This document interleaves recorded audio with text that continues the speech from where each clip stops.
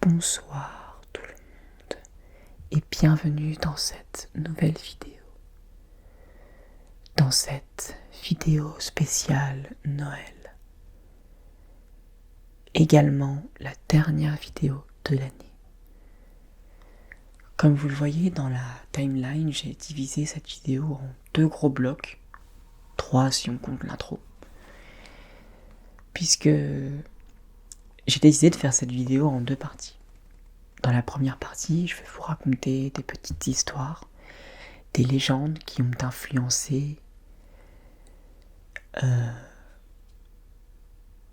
ce qu'est les personnages du Père Noël et de la Mère Noël aujourd'hui.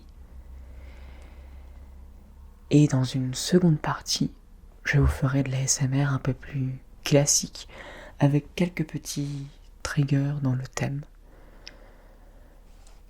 Et toute ma spontanéité pour finir en beauté cette année. Donc, si vous ne souhaitez pas écouter les histoires et que vous souhaitez directement passer à la partie ASMR, vous avez le timecode qui devrait s'afficher quelque part sur l'écran, ainsi que dans la description. Voilà. Donc, à tout de suite pour les personnes qui switchent directement à la partie ASMR, et pour les autres, on va pouvoir commencer. Je vais essayer de garder une voix un peu relaxante, la plus relaxante que possible, pour raconter ces petites histoires. Histoire que ce soit agréable pour vous. Alors, la première chose que il me semble bon d'évoquer quand on parle du Père Noël et de la Mère Noël, c'est que les origines de ces personnages, surtout pour le Père Noël, puisque la Mère Noël est apparue un peu plus récemment. Le Père Noël, en plus d'être un personnage qui ne date pas d'hier, est un personnage dont les origines sont assez floues. Certaines personnes l'associent au Saint-Nicolas, d'autres l'associent à des personnages de la mythologie nordique tels que Thor. Enfin bref, il y a une multitude d'origines auxquelles on pourrait associer le Père Noël. Et pourtant, certaines traditions de Noël ont été influencées plus par des légendes que par des faits. Si on prend par exemple celui qu'on appelle Saint-Nicolas, eh bien, le Saint-Nicolas tel qu'on le voit aujourd'hui est plus représenté et influencé par les légendes qui entourent le Saint-Nicolas après sa mort que par les actions qu'il fait dans sa vie. Et c'est là que c'est assez intéressant parce que l'image du Saint-Nicolas, elle a du coup évolué. Le Saint-Nicolas, au fond, c'était juste un religieux un peu comme les autres. Enfin, il a sa vie, il a ses actions, mais c'est pas vraiment elles qui ont influencé ce qu'il est aujourd'hui dans les cultures, notamment de l'Europe de l'Ouest, du Nord, et dans le Nord-Est, de l'Europe de l'Est, du Nord, et un peu dans le Nord-Est de la France, notamment en Lorraine, à Metz, en Alsace. Mais alors, ces légendes, lesquelles sont-elles? Alors je vais en raconter 3. 3 légendes qui ont influencé le Père Noël, ou des cultures actuelles liées au Père Noël. Et j'espère qu'elles vous plairont. La première légende est une légende qui parle du Saint-Nicolas. Alors, le Saint-Nicolas, une légende qui est donc apparue bien après sa mort, et qui raconte que le Saint-Nicolas passait son temps à l'approche des fêtes, a laissé des sacs remplis d'or et d'argent pour les personnes qui n'en avaient pas ou pas assez. Un jour, alors qu'un homme voulut marier ses 3 filles, il n'avait pas les moyens. Et c'est le Saint Nicolas qui un soir vint lui donner des sacs d'argent qu'il glissa dans les bas des filles qui se trouvaient pendues au niveau de la cheminée. Et oui, vous auriez peut-être fait le lien, mais c'est effectivement cette légende-là, en grande partie, qui a influencé cette culture de mettre des chaussettes au niveau de la cheminée. La deuxième petite légende que j'aimerais évoquer, elle parle aussi du Saint Nicolas. C'est une légende qui raconte que 3 enfants auraient été découpés par un boucher et que le Saint Nicolas aurait réussi à les faire ressusciter. Cette petite légende, elle a influencé plein de choses, notamment dans l'image du Saint Nicolas qui a ensuite influencé le Père Noël, puisque le Saint Nicolas n'est que, pour la plupart, un dérivé du Père Noël, ou plutôt le Père Noël est un dérivé du Saint Nicolas. Surtout le Père Noël que nous connaissons, celui qui a ensuite été remis à jour par Coca-Cola, c'est clairement une influence allemande. Et cette légende-là, elle a donné son image de saint patron des enfants, de saint patron des tout-petits. Et c'est pareil pour la légende des 3 filles. Le Saint Nicolas était ensuite, grâce à ces 2 légendes, caractérisé comme un personnage qui est un protecteur des enfants.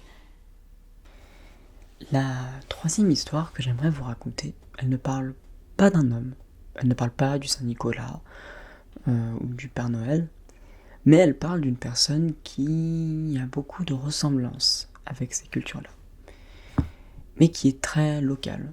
Par local, je dis pas local de chez moi, hein, mais qui est très locale à Montbéliard. C'est l'histoire de la comtesse Henriette de Montbéliard.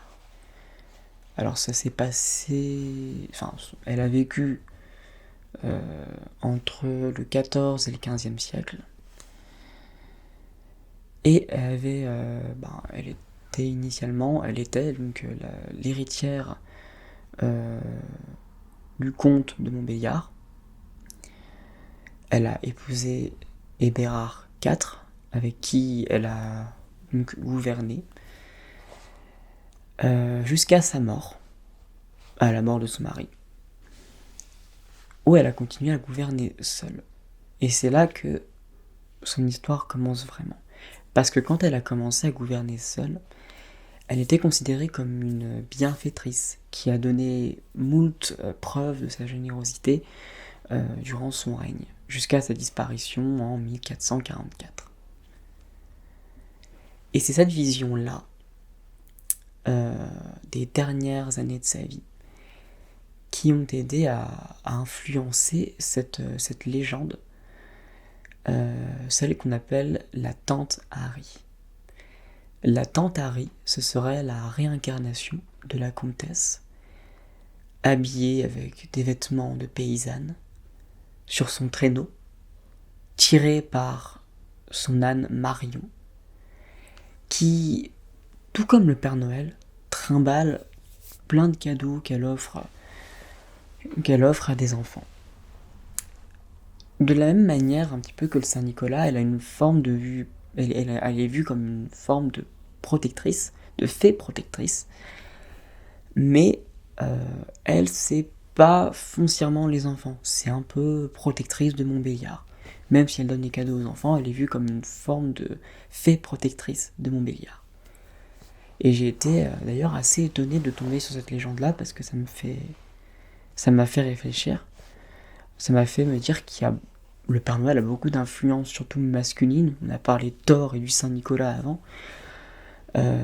Mais la Mère Noël en soi, la plupart du temps, c'était plus une féminisation du Père Noël qu'autre chose.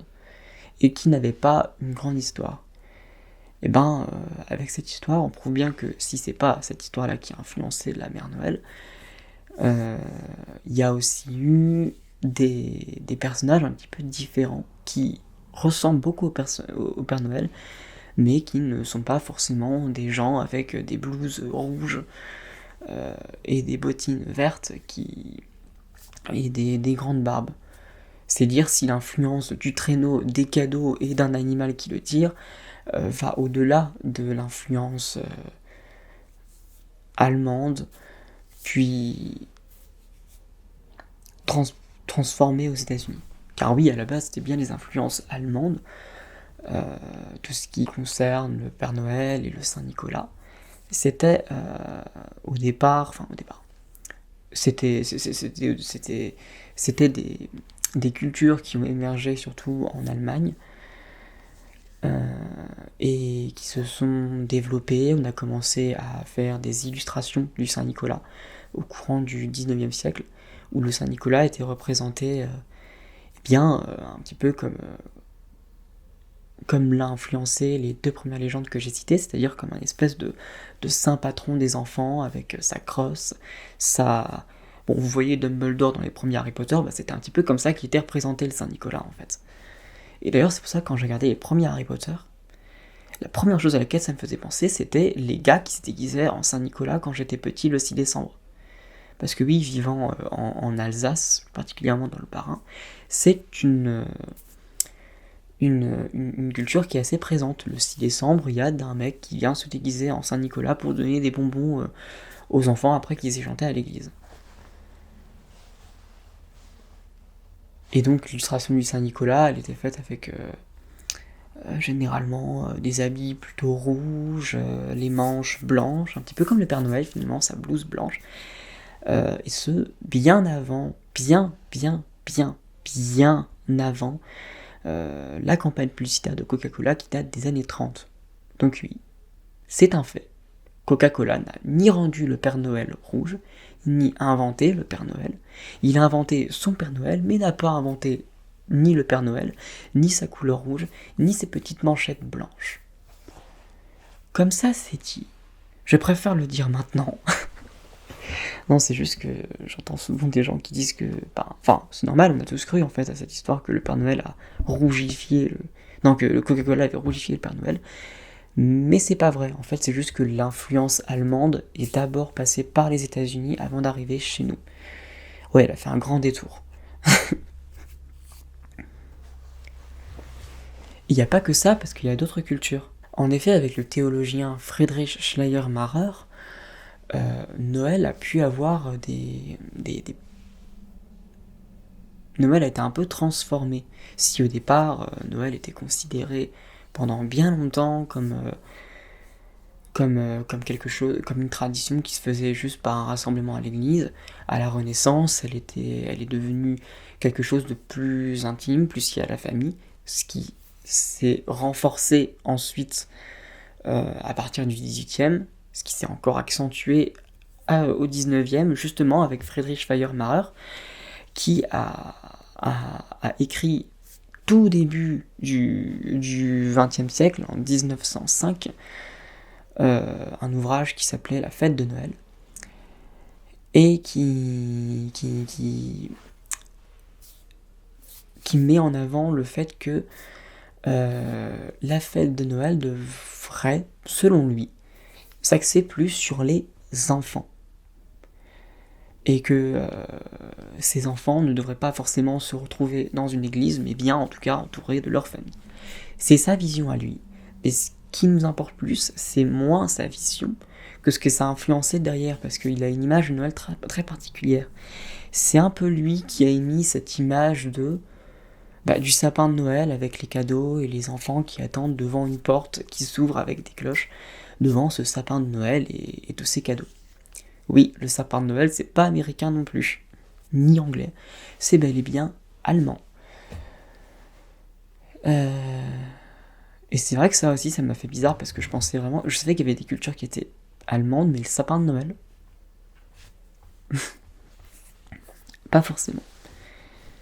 Et dites-vous par exemple, un autre truc, mais les crèches. les crèches, ça date pas du Moyen-Âge, tout ça. Hein. Les crèches, ça a apparu à la Renaissance, pas avant. Pourquoi ? Bah parce que même si c'était une fête de la Nativité, au départ, le 25 décembre, ça a été choisi pour que les gens puissent profiter du solstice, en fait, mais aussi parce que le 25 décembre, c'était un jour qui fait que ça n'avait rien à voir avec l'autre fête de Noël païenne, en fait. Les chrétiens voulaient se démarquer en prenant un jour qui n'allait pas contrecarrer ou ni donner concurrence à la fête païenne.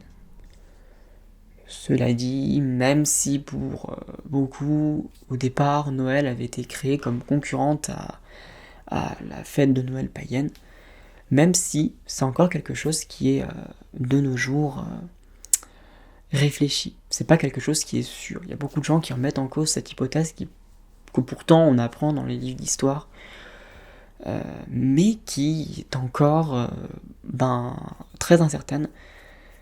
Notamment avec ce que je viens de dire juste avant, en fait, c'est que pour beaucoup, justement, elle n'a pas été faite pour contrecarrer une fête païenne, mais justement, elle était placée pour se démarquer de la fête païenne, pour ne pas être en même temps, et pour que les chrétiens puissent profiter du solstice d'hiver. Voilà. Je vais m'arrêter là pour l'histoire, j'espère que ça vous a plu, et je vais passer à la partie ASMR. Attention, montage. C'est l'heure, en effet, de la partie ASMR. Enfin, le reste était déjà ASMR. Mais là, c'est la partie plus ASMR, classique. Avec des petits triggers sur le thème de Noël. Le premier que j'aimerais vous montrer,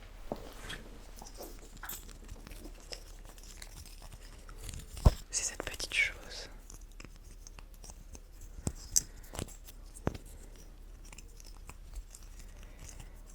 Est-ce que vous devinez un petit peu la matière ?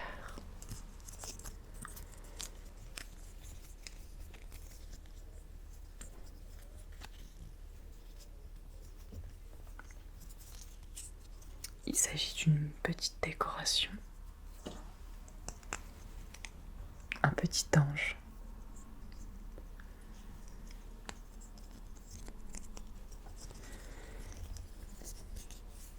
Et j'aime bien son tison, il est très léger.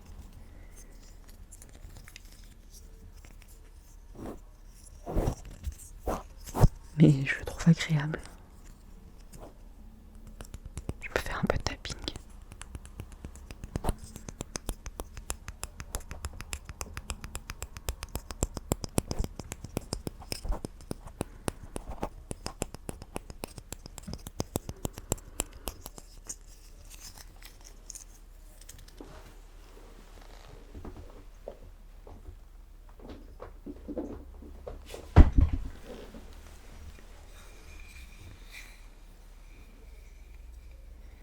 Le deuxième objet, c'est aussi une petite décoration, mais de l'autre matière.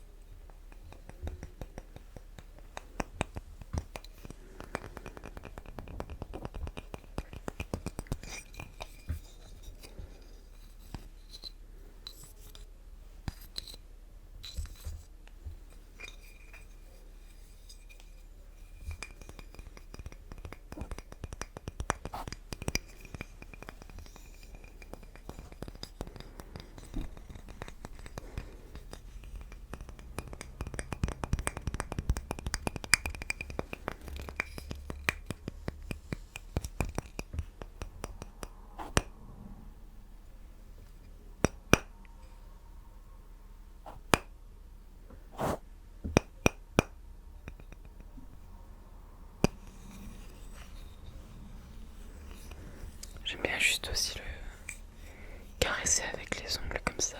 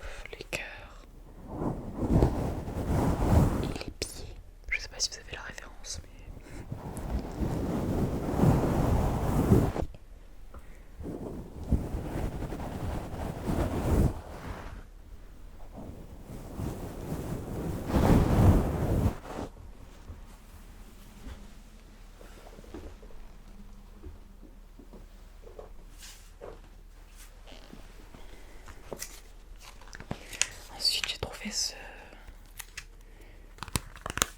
ce petit livre de recettes de petits fours, on ressort généralement à l'approche des fêtes.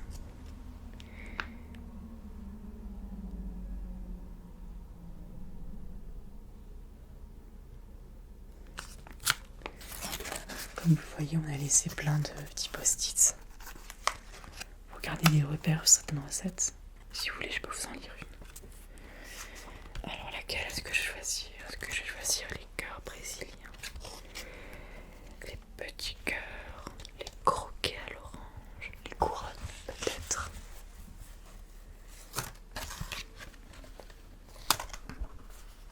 Les croustilles, les damiers, les croustilles, les croustilles, les croustilles, les croustilles, ou encore les cumulus, cumulus, cumulus. Les dédicaces ou les délices au citron. Délices des ruches, delta, les diablottes, les dolines, fanches, étoiles aux noix, étoiles glacées. Et si je vous lisais la recette des étoiles glacées? Je vous montre peut-être l'image. Si vous voyez peut-être un petit peu. Voilà. Ça ressemble à ça. En bas, du coup. Alors, les ingrédients d'abord. 250 g de farine, 3 cuillères à café de levure chimique, un sachet de sucre vanillé, 60 g de sucre glace, 100 g de beurre, un jaune d'œuf, 3 cuillères à soupe de lait, une pincée de sel, 5 gouttes de jus de citron. Pour glacer, 150 g de sucre glace, 2 cuillères à café de jus de citron, 3 cuillères à soupe d'eau chaude. La recette: creusez une fontaine dans le mélange tamisé farine, levure.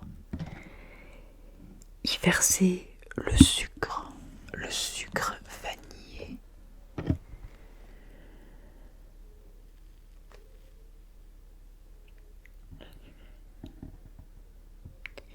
Le sel, le jus de citron, le jaune d'œuf et le lait. Travaillez avec une partie de la farine. Ajoutez le beurre en petits morceaux et pétrir le tout. Laissez reposer 1 heure au frais. Abaissez la pâte et découpez les étoiles à l'emporte-pièce. Faire cuire sur une tôle beurrée à four moyen à 160 degrés Celsius, thermostat 5, pendant 10 minutes.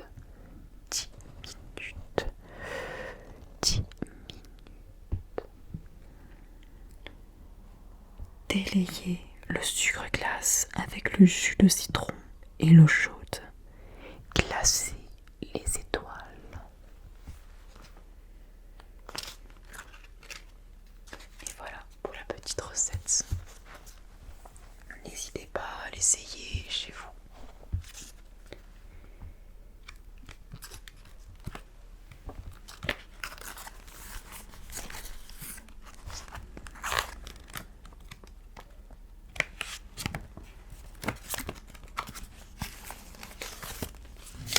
Le dernier trigger que j'aimerais vous dire,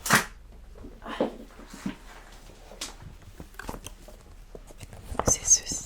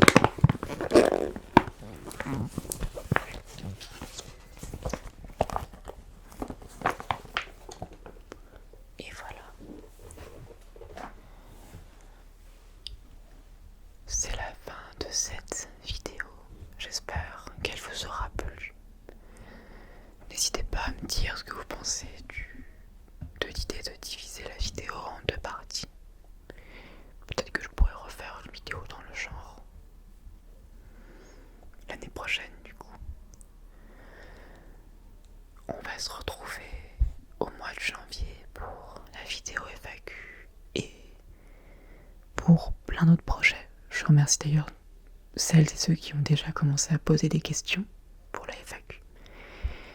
Et j'ai très hâte de vous retrouver l'année prochaine. Prenez soin de vous, passez de bonnes fêtes et joyeux Noël.